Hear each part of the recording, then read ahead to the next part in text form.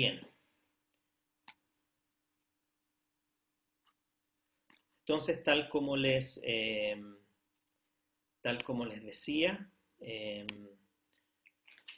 vamos a continuar con la segunda parte de la serie titulada Jesús es primero, en la que nos hemos centrado en las iniciales de la frase Jesús es, donde ya vimos la letra J de esta frase, que nos recordó que Jesús es justo.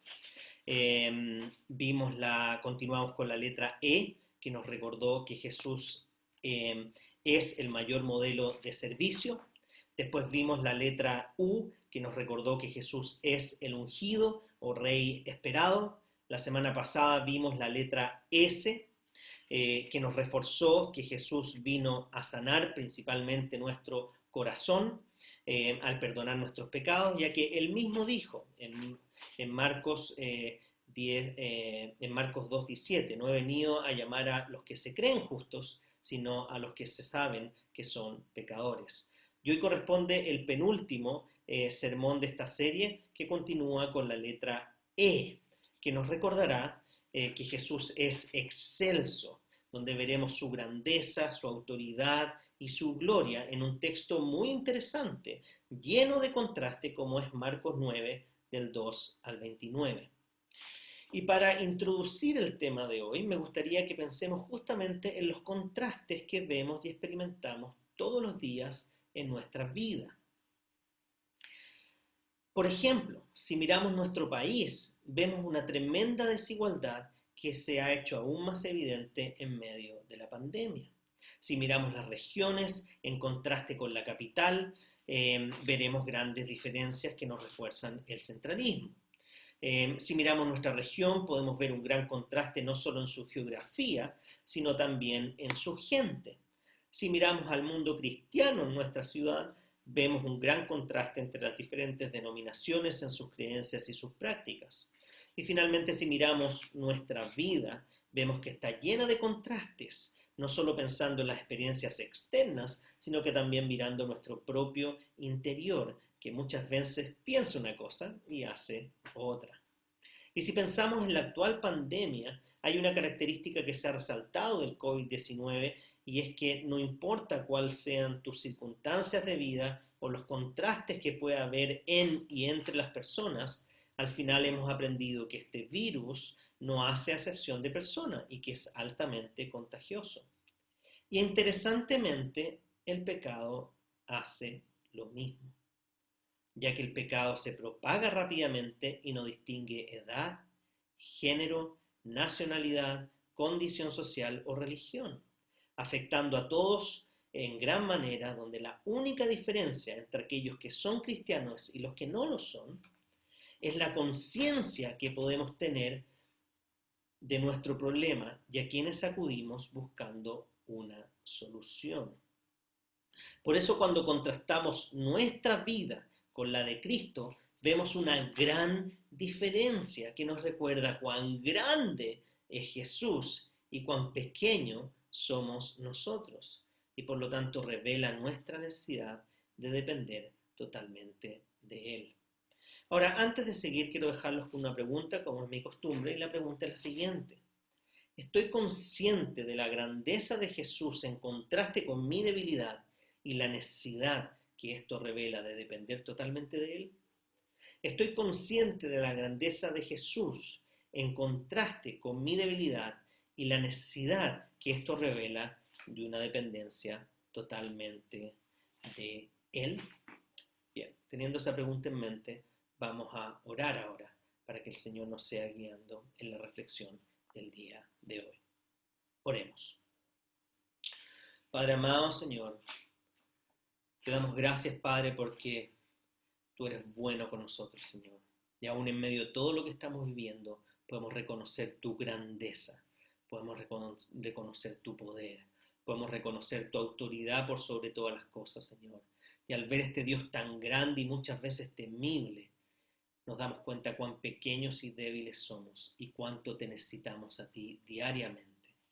Te damos gracias por tu gracia maravillosa que nos transforma, nos anima y nos desafía día a día.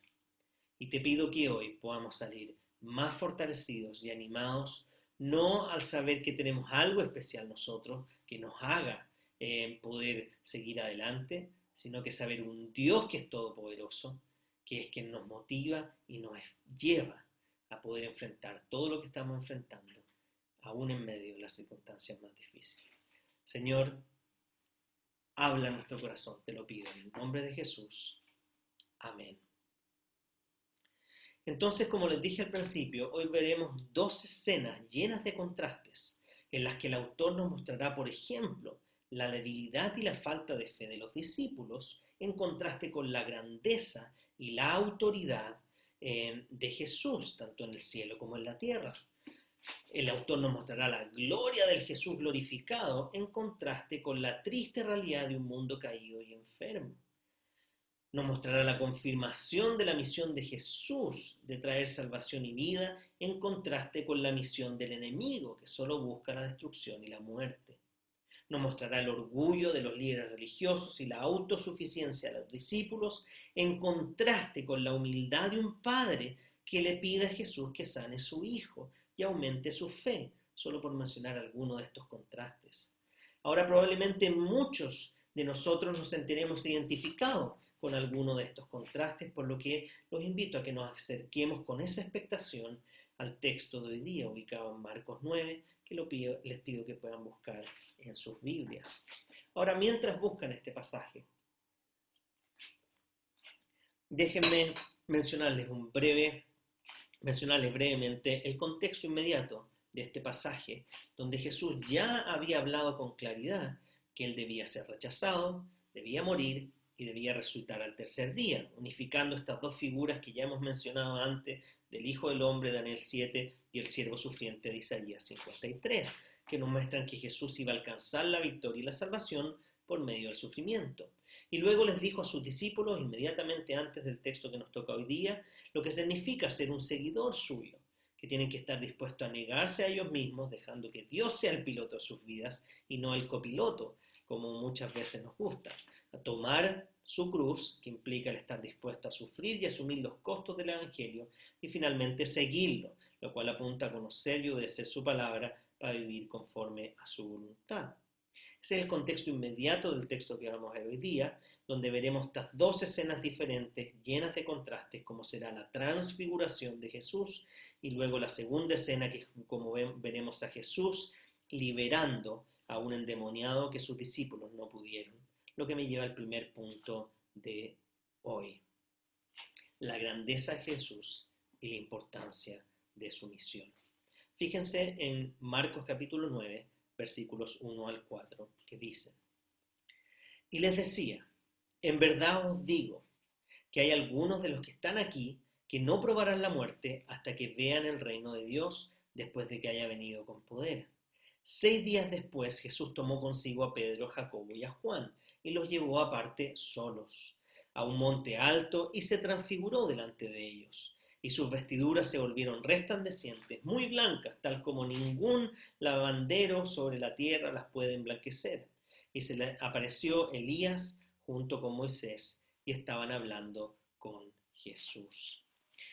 Entonces vemos que la promesa que hace Jesús en el versículo 1 está por cumplirse para este círculo cercano de Pedro, Jacobo y Juan, ya que 6 días después de esto que nos relata el versículo 1, ellos son testigos de la transfiguración de Jesús, en la cual Él es transformado por unos momentos en un cuerpo glorificado, celestial, resplandeciente, en medio de los dos grandes exponentes y testigos del Antiguo Testamento, como son Moisés, quien representaba la gran liberación del pueblo en Éxodo, y la ley de Dios en los mandamientos. Y por otro lado tenemos a Elías, quien representa la futura liberación del pueblo y la profecía y esperanza que esto implicaba, representando a todos los profetas. Por lo que después de que Jesús les habla del costo del discipulado a sus apóstoles, les muestra de forma muy especial su grandeza y gloria, al transfigurarse junto a dos personas que sabemos que ya estaban en el cielo hace muchos años. Lo que primero nos reafirma la esperanza de la vida eterna. Y segundo, nos reafirma que Jesús es el cumplimiento de todas las escrituras, resumidas en la ley y los profetas, lo que nos permite confiar en que sus promesas son reales y que la esperanza venidera es real. Ahora fíjense en los versículos 5-8 del capítulo 9, que dicen: Entonces Pedro, interviniendo, dijo a Jesús: Rabí, o maestro, bueno es estarnos aquí. Hagamos 3 enramadas, una para ti, otra para Moisés y otra para Elías, porque él no sabía qué decir, pues estaban aterrados. Y entonces se formó una nube cubriéndolos, y una voz salió de la nube: Este es mi Hijo amado, a él oíd. Y enseguida miraron en derredor, pero ya no vieron a nadie con ellos, sino que a Jesús solo. Por lo que vemos que Pedro, frente a la gloria de este momento y el temor reverente que le surgió al ver tal maravilla, le propone a su maestro el generar 3 tiendas o carpas, si así quieren, para que se hospeden Jesús, Moisés y Elías, para perpetuar o dilatar este momento lo más posible.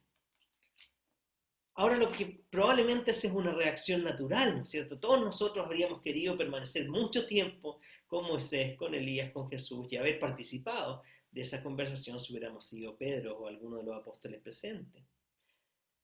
Pero lamentablemente esto refleja que Pedro aún no entiende que Jesús no vino para ser servido, sino para servir y dar su vida en rescate por muchos. Pedro aún no entiende la misión y propósito de la venida de Jesucristo. Por lo que es necesario no solo que Moisés y Elías reafirmen este ministerio de Jesús, sino que sea Dios Padre quien entra a la escena para reafirmar la grandeza de Cristo, confirmar su misión y animar a los discípulos a que realmente escuchen y obedezcan a Jesús, lo cual es un llamado no solo para ellos, sino que para todos nosotros. Ahora, tristemente, esta actitud de Pedro refleja la actitud de muchos cristianos hoy en día, que muchas veces se sienten tan cómodos en las iglesias y tan a gusto en la comunidad de la fe, que generan guetos cerrados y grupos de amistades herméticos, que no les permiten o no dan oportunidad a nuevas personas a integrarse. Y esta actitud, aunque al principio parece muy inocente y atractiva, finalmente refleja una falta del entendimiento de la misión de Jesús y el llamado que Él le ha hecho a su iglesia de compartir el Evangelio con todos. Ya que la tendencia de muchos cristianos, cuando pasa el tiempo, es a que sus amistades se vuelven puros cristianos y se alejan de sus amistades no creyentes. Y al hacer eso no dan espacio para cultivar esas amistades que necesitan, probablemente mucho más que las amistades cristianas, el ser escuchados, acompañados y guiados en la fe. Por lo que debemos tener mucho cuidado de no caer como comunidad en encerrarnos en nosotros mismos, olvidándonos de la misión que tenemos de animar a otras personas a que puedan conocer, atesorar y servir a Jesús como su único tesoro, que es el lema que tenemos como iglesia. Y creo que esto tendrá una mayor relevancia después de esta pandemia, ya que por un lado vamos a querer juntarnos muchas veces en muchas instancias en la iglesia para disfrutar de la compañía de los unos a los otros, pero por otro lado habrá muchas personas que necesitarán de apoyo emocional y contención, y creo que nuestra comunidad debe estar disponible para ir en ayuda de todos aquellos que aún no han encontrado la paz y el consuelo en el Evangelio de Cristo. Ahora fíjense lo que dice los versículos 9 al 13 del capítulo 9, con lo cual termina esta primera sección, que nos recuerda la grandeza de Jesús y la importancia de su misión. Fíjense desde el versículo 9. Cuando bajaban del monte, les ordenó que no contaran a nadie lo que habían visto, hasta que el Hijo del Hombre resucitara de entre los muertos. Y se guardaron para sí lo dicho, discutiendo entre sí qué significaría resucitar de entre los muertos. Y le preguntaron diciendo, ¿por qué dicen los escribas que Elías debe venir primero? Y él les dijo, es cierto que Elías, al venir primero, restaurará todas las cosas. Y sin embargo, ¿cómo está escrito del Hijo del Hombre que padezca mucho y sea despreciado? Pero yo os digo que Elías ya ha venido y le hicieron cuanto quisieron, tal como está escrito de él. Por lo que podemos ver que Jesús nuevamente les recuerda el propósito por el cual había venido. Y ocupa esta oportunidad para decirles que este propósito involucra sufrimiento, muerte y resurrección. Pero sus discípulos, al parecer, todavía no entienden lo que esto significaba. Por lo que podemos ver el contraste entre la grandeza de Dios y la debilidad de sus discípulos. Pero además vemos cómo Jesús aprovecha esta oportunidad para recordarles la importancia de la venida de Elías antes de que llegue el Mesías y el juicio final. Y Marcos ya nos hizo el nexo entre Juan el Bautista y Elías, dándonos a entender que el tiempo se había cumplido y que el final se acercaba ahora que Jesús estaba entre ellos y que Juan había anunciado y preparado ese camino. Por eso creemos que estamos en los últimos días, desde que Jesús muere en la cruz hasta que Él vuelva por segunda vez, lo cual solo Dios sabrá cuándo ocurrirá, pero nuestra responsabilidad es a prepararnos y estar expectantes.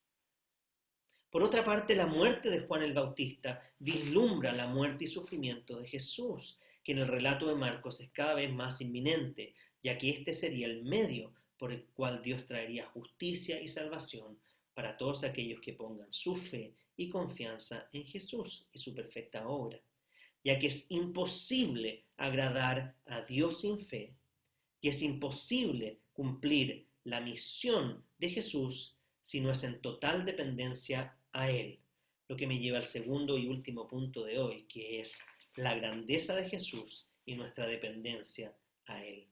Fíjense lo que dice Marcos 9, del 14 al 18. Cuando llegaron a donde estaban los otros discípulos, vieron que a su alrededor había mucha gente y que los maestros de la ley discutían con ellos.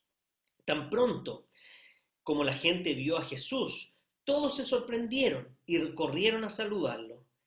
¿Qué están discutiendo con ellos?, le preguntó.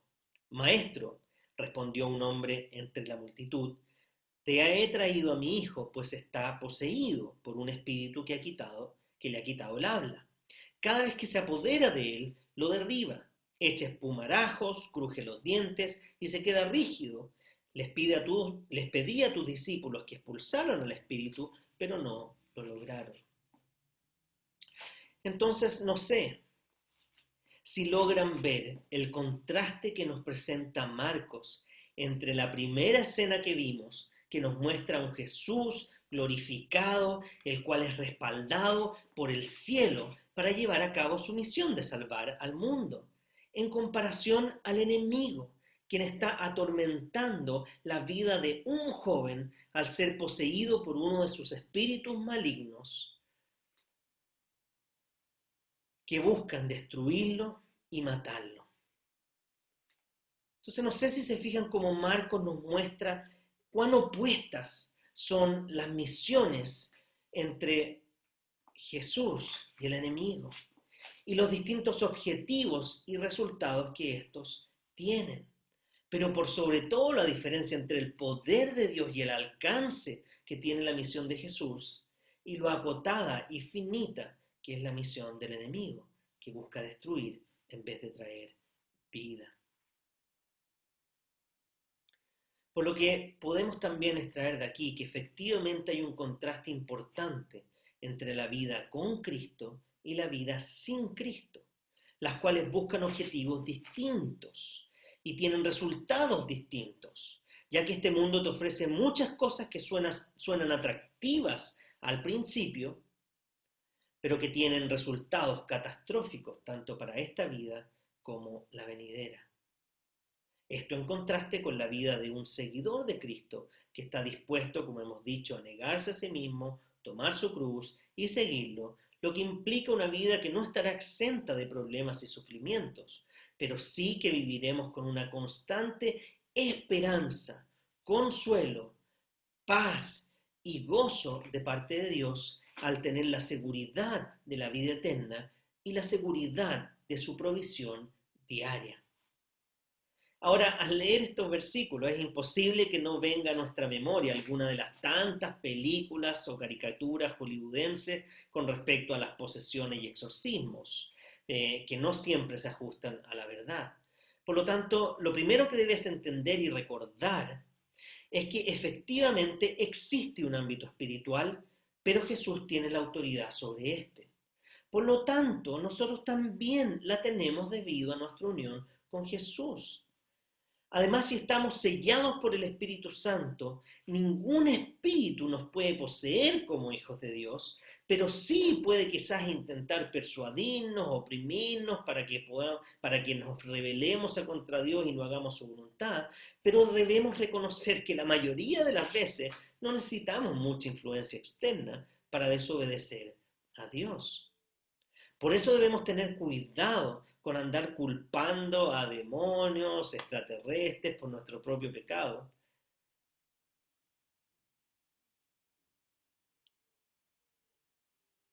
No entendiendo que el problema principal muchas veces es nuestro corazón y no las circunstancias externas.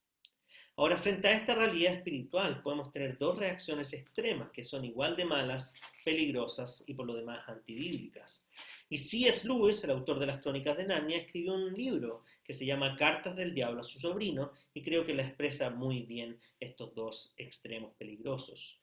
Uno es sobre reaccionar, viendo espíritus o demonios por todos lados, como algunas iglesias enseñan.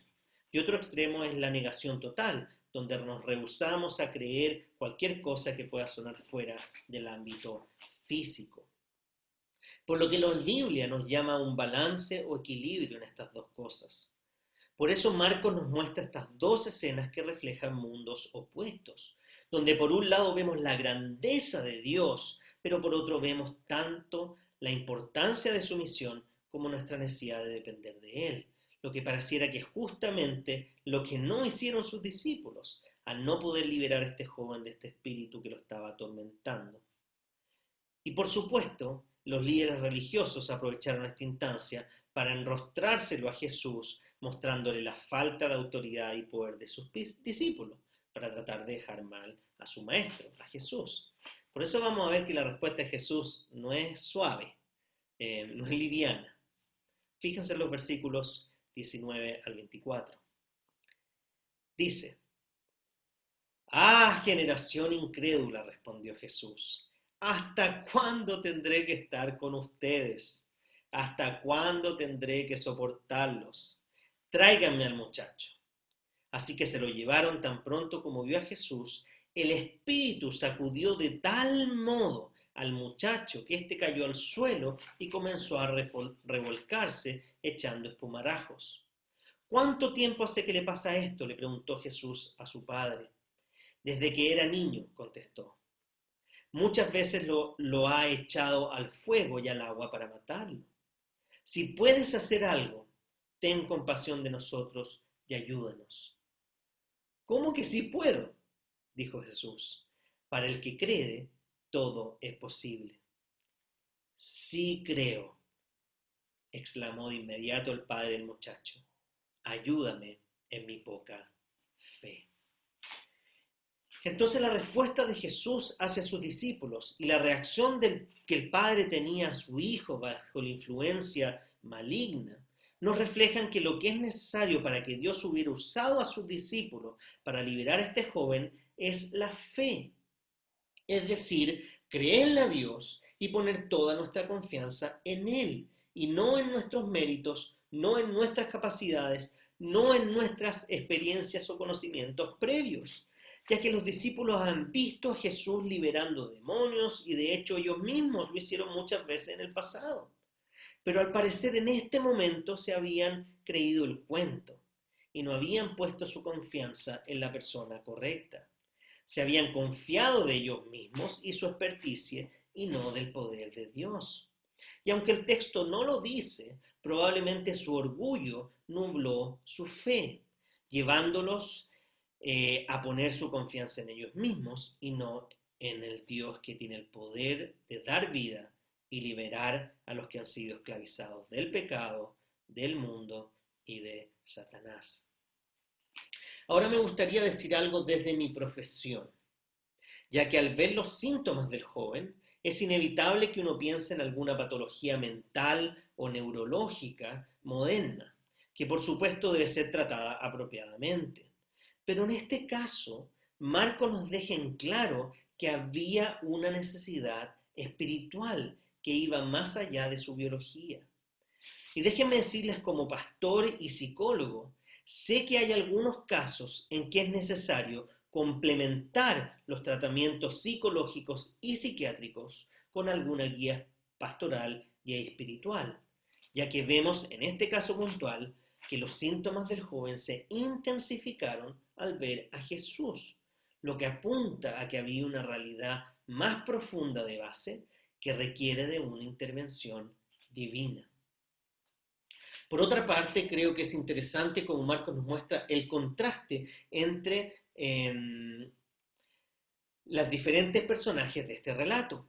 Por un lado, los discípulos que no pudieron liberar a este joven por falta de fe, y por otro lado, los líderes religiosos que orgullosos y sin amor le están haciendo ver su ineficacia a los discípulos. Y Marcos toma estos grupos y los contrasta.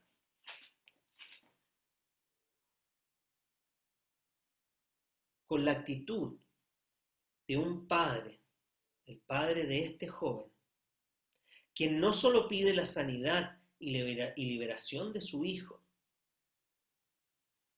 sino que pide a Jesús que le aumente su fe y su confianza en él.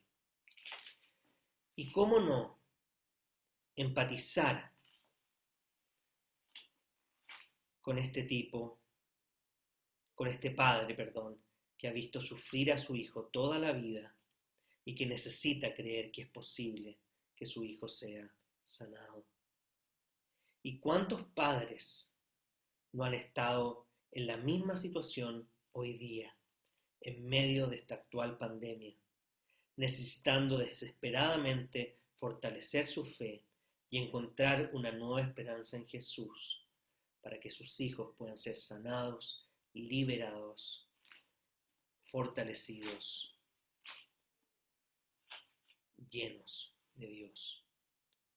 Por lo que debemos tener la certeza que si ponemos nuestra confianza en Jesús y creemos realmente en Él, todo lo que Dios nos ha prometido que hará es posible para nosotros. Déjeme repetir eso. Todo lo que Dios ha prometido que hará es posible para nosotros. Incluso Él nos puede ayudar con nuestra falta de fe y debilidad si le pedimos humildemente que nos sea fortaleciendo y renovando diariamente. Y eso es lo que Jesús hace en este caso. Aumenta la fe de este padre y libera y sana a su hijo, como veremos en los últimos versículos de esta segunda sección que nos está mostrando la grandeza de Jesús y nuestra dependencia a Él. Fíjense en los versículos 25 al 29, que dicen: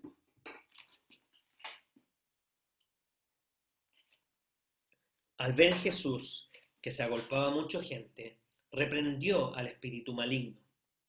Espíritu sordo y mudo, dijo, te mando que salgas y que jamás vuelvas a entrar a él. El espíritu, dando un alarido y sacudiendo violentamente al muchacho, salió de él. Este quedó como muerto, tanto que muchos decían, ya se murió.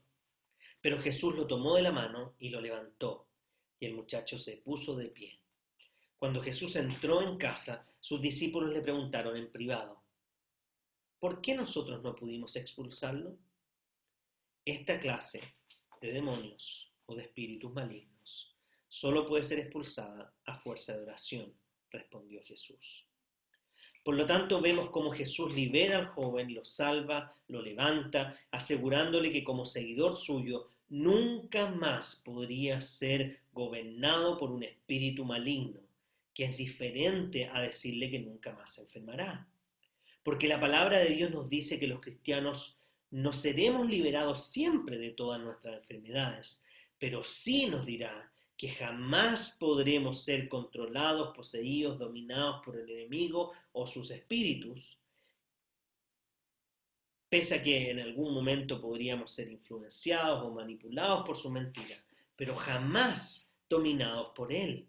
Porque desde el minuto que hemos puesto nuestra fe y confianza en Jesús, Él pasa a ser dueño de nuestras vidas y el Espíritu Santo pasa a llenarnos de tal manera de que nada ni nada nos podrá separar de su amor y de su reinado, porque hemos sido sellados, marcados, distinguidos para Él desde el momento de nuestra conversión. Y eso es exactamente lo que ocurrió masivamente el día de Pentecostés. Y es lo que celebramos hoy día, donde en respuesta al Evangelio de Cristo predicado y traducido sobrenaturalmente en todos los idiomas de las personas que estuvieron presentes en ese lugar ese día, recibieron el prometido empoderamiento del Espíritu Santo para ser testigos suyos desde Jerusalén, Judea, Samaria y hasta los últimos confines de la tierra, lo que incluye a nuestro país. Por otra parte, vemos que Jesús le dice a sus discípulos que la única forma de poder realizar su misión y tener su autoridad es dependiendo plenamente de Él, poniendo su plena confianza en el poder de Jesús y no solo en su propia experiencia, recordándoles lo importante que es la oración y la lectura diaria de su palabra en nuestra vida, ya que no podemos hacer la obra de Dios sin Dios. No podemos luchar contra el pecado y con el enemigo en nuestras propias fuerzas. Necesitamos depender de Dios en cada momento, en cada decisión que tomamos, en cada actividad o desafío que tomamos o desempeñamos. Debemos depender plenamente de Él y de su poder, que refleja su grandeza, que es el título del sermón de hoy. Jesús es excelso. Además debemos recordar la importancia de su misión en este mundo y la tremenda necesidad que tenemos de Él, lo que nos debería mover a cultivar nuestra intimidad con Él y a compartir el Evangelio con todos aquellos que aún no lo han creído, confiando en su protección y su cuidado, que se hace presente en nuestra vida por el Espíritu Santo, sabiendo de que Dios ya venció a nuestros tres enemigos. Ya venció al mundo y todo lo que refleja lo que no le agrada a Dios. Venció nuestra carne o nuestro corazón pecaminoso en un proceso que Él transformará toda nuestra vida. Pero también venció al enemigo, el cual ya está vencido. Porque Jesús logró la victoria en la cruz. Por lo tanto, podemos tomarnos de su autoridad para confiar en sus promesas, para confiar en su protección, para saber de que Él está con nosotros y que nunca nos abandonará, y que por más que podamos ser influenciados o manipulados externamente, el Espíritu es quien está tomando control de nuestras vidas, recordándonos que Jesús es excelso, es sublime, es grandioso, y cómo no someternos a este maravilloso Dios. Termino entonces con la pregunta que comencé. ¿Estoy consciente de la grandeza de Jesús en contraste con mi debilidad y la necesidad que tengo de depender de Él? ¿Estoy consciente de la grandeza de Jesús en contraste con mi debilidad y la necesidad que tengo que depender de Él? Oremos al Señor. Padre amado, te damos tantas gracias por recordarnos hoy día que tú eres un Dios sublime, que tú eres un Dios grandioso. Te damos gracias, Señor, por ver los contrastes entre tu grandeza y nuestra debilidad y cuánto necesitamos de depender de ti. Gracias por ver los contrastes entre tu misión de venir a rescatar y salvar la vida de muchos, dando tu propia vida, en contraste con el enemigo que está buscando destruir vidas. Te damos gracias por la seguridad que nos da, Señor, de que nada ni nadie podrá destruir nuestra fe, porque tú la has asegurado en el poder del Espíritu Santo que habita en nosotros. Por lo cual te pido, Señor, que podamos vivir con esa seguridad, con esa esperanza y con esa confianza, no en nosotros mismos, no en nuestros méritos, no en nuestra experiencia, no en nuestra expertise, sino que en ti, que fuiste quien venciste al enemigo, al mundo y a nuestro pecado. Padre amado, si hay alguien hoy día que está escuchando este mensaje y que se siente atormentado por distintas influencias de distinto tipo, te quiero pedir que hoy día puedan en su corazón reconocer que tú eres victorioso y que tú eres grande para poder librarlos de cualquier presión, de cualquier opresión, de cualquier mala influencia que estén experimentando hoy día. Te quiero pedir que cada una de aquellas personas que quizás se siente de esa manera pueda en su propio interior reconocer que Jesús, tú eres el Señor de su vida y que pueda arrepentirse de haber vivido una vida sin ti y que pueda de aquí en adelante poner toda su confianza en ti. Señor, te pido que tú puedas tocar los corazones de cada uno de los que estamos acá para recordar que necesitamos depender de ti y que tú eres un Dios grande y poderoso que nos ha dado su autoridad para ejercer como testigos tuyos empoderados el entregar estas buenas noticias de salvación a todos aquellos que lo necesitan. Gracias, Señor, porque tú eres grande y aunque nosotros somos pequeños, tú nos has engrandecido por tu gloria y por nuestra edificación y para tu gloria siempre. Gracias, Padre amado, en el nombre de Jesús. Amén.